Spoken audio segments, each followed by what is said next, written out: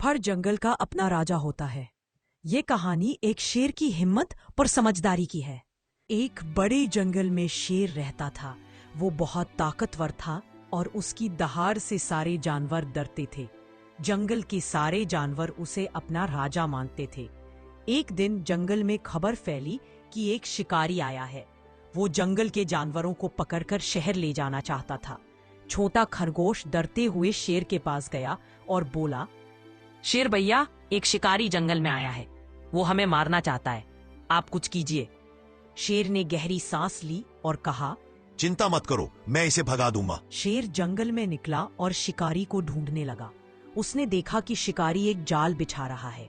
शेर छिपकर उसकी हरकतें देखता रहा। जब शिकारी जाल में खाना रखकर दूर गया तो शेर ने दहाड़ मारी। उसकी आवाज से शिकारी डर गया और भागने की कोशिश की। शेर ने उसे दौड़ाया और जंगल से बाहर खदेड़ दिया। शिकारी ने सोचा, यहाँ रहना खतरनाक है। वो अपना सामान छोड़कर भाग गया। जंगल के सारे जानवर खुश हुए और शेर की तारीफ करने लगे। खरगोश बोला, आप हमारे सच्चे राजा हैं।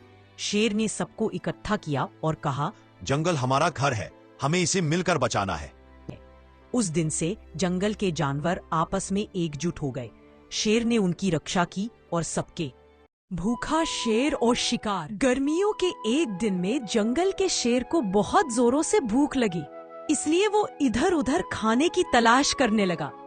कुछ देर खोजने के बाद उसे एक खरगोश मिला, लेकिन शेर ने खरगोश को छोटा समझकर उसे खाने के बजाय छोड़ दिया।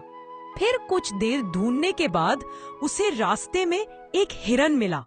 उसे पकड़ने के लिए वो उसके पीछे दौड़ा।